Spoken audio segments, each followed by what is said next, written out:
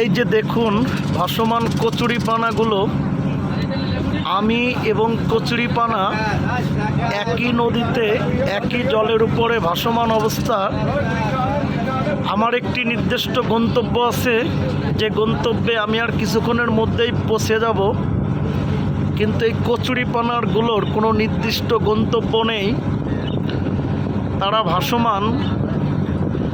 কিছু কিছু মানুষের জীবনও এমন, তারা আসলে জানে না তাদের নির্দিষ্ট গন্তব্য কোথায়।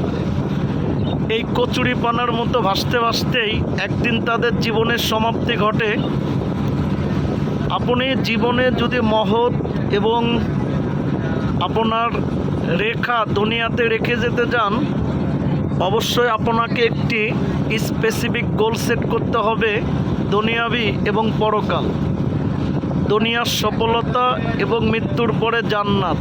একজন মুসলিম হিসাবে এই দুইটা গোল প্রত্যেকের জীবনেই থাকা উচিত।